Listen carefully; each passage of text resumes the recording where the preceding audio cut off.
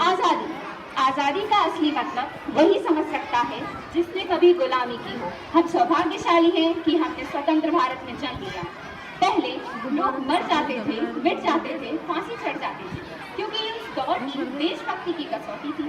उसके बाद 62, 65 और 71 के युद्धों में अपना सुहाग गवा देने वाली औरत, जब घर के हालात ये हो जाया करते थे कि प्यार भी भरपूर गया, मांग का सिंदूर गया, नन्हे नौनिहालों की लंगोटियां चली गई, छोटी छोटी बेटियों की चोटियां चली गई, बाप की कमाई गई, भाई की पढ़ाई गई, ऐसा एक विस्फोट हुआ पता ही चला नहीं, पूरे जिस्म की ही कई बोटियां चली गई। और आपके लिए तो एक आदमी मरा है साहब, किंतु मेरे घर की तो रोटियां चली गई, मेरे घर की तो रोटियां चली गई वाले हालात पैदा हो जाने के बावजूद भी एक माँ अपने बेटे को सरहद पर दुश्मनों की धज्जियां उड़ाने के लिए भेज देती थी और उसे पत्र लिखाकर ये भेजा करती थी कि अब माँ ने खत लिखा है बड़े ही चाव से, पुत्र मेरे न घबरा जाना, 1 इंच भी पीछे न हटना, चाहे इंच इंच कट जाना, चाहे इंच इंच कट जाना। इस तरह पूरा परिवार अपनी देशभक्ति साबित कर रहा होता है।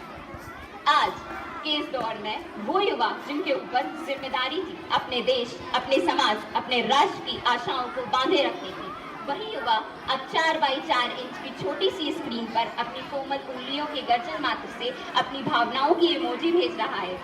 हम ना एक ऐसे समाज में जीते हैं जहां पत्थर की मूरत को लगते हैं 56 भोग और भूखे नंगे तड़पते सो जाते हैं लोग, और भूखे नंगे तड़पते सो जाते हैं लोग। मजदूर को मजदूर समझिए, मजबूर नहीं। गरीब को काम दीजिए, दान नहीं। और अगर दान देने के इच्छुक हैं तो जीते जी रक्त दान दीजिए और मरने के बाद अंग दान देकर किसी मरते हुए को जीवन दान दीजिए।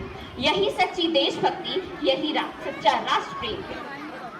न सरकार मेरी है, न रब मेरा है, न सरकार मेरी है, न रब मेरा है, और ना ही ये बड़ा सा नाम मेरा है।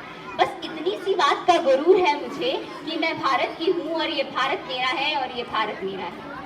परंतु एक वैचारिक बीमारी हमारे समाज में मुझे नजर आती है। कहा जाता है कि हम दुनिया के सबसे बड़े लोकतंत्र हैं, जहाँ हिंदू पैदा होते हैं, मुस्लिम, सिख और ईसाई भी पैदा होते हैं, लेकिन बदकिस्मती से अब इंसान पैदा नहीं होते। और मेरे विचार में न हिंदू की जरूरत है, न मुसलमान की जरूरत है। राष्ट्र निर्माण के लिए केवल एक अच्छे इंसान की जरूरत है, केवल एक अच्छे इंसान की जरूरत है। जरा सोच कर देखिए, ये पेड़ पौधे और शाखाएं भी परेशान हो जाएं अगर परिंदे भी हिंदू और मुसलमान हो जाएं। जहाँ एक ओर हमारे पास IIT, IIM और NIT जैसे शिक्षण संस्थान है, वहीं दूसरी ओर इस देश के गरीबों को बेरोजगारी की जमात में खड़ा करने के लिए उनके हाथ में सर्व शिक्षा अभियान का झुंझुना पकड़ा दिया जाता है। और मैं बता दूं, इस शैक्षिक बीमारी का केवल एक कारण है, वो ये कि हमारे देश की शिक्षा नीति केवल 2 तरह के लोगों के लिए बनती है। पहले वो जो विद्वान है और दूसरे वो जो धनवान है। हमारी संस्कृति, हमारी सभ्यता को दुनिया ने शीश नवाया है, क्योंकि आस्था के नाम पर हमने अंधविश्वास फैलाया है। मेरे विचारों में हमारा राष्ट्र निर्माण तब संभव होगा जब इस देश में महिलाओं की पूजा नहीं, उनकी इज्जत की जाएगी। राष्ट्र निर्माण तब संभव होगा जब स्वच्छता अभियान में केवल सरकार नहीं बल्कि सड़क पर चलने वाला हर एक नागरिक हाथ बटाएगा, स्वच्छ भारत और स्वस्थ भारत को दिल से अपनाएगा। असल मायने में हमारा राष्ट्र निर्माण तब संभव होगा जब एक गरीब बच्चा मध्याह्न भोजन के लिए नहीं बल्कि ज्ञान अर्जन के लिए सरकारी स्कूल की चौखट पर कदम रखेगा।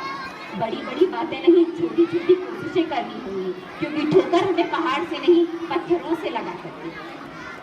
और मैं सल्यूट करना चाहूंगी सरहद पर दिन रात हमारी रक्षा के लिए खड़े हर उस जवान को, इस देश की पुलिस, प्रशासन और किसान को, और इस देश के हर उस व्यक्ति को जो हमारा काम, अपना काम पूरी ईमानदारी, पूरी मेहनत और पूरी लगन से करते हैं, जिनके बिना राष्ट्र निर्माण की कल्पना करना भी असंभव सा लगता है।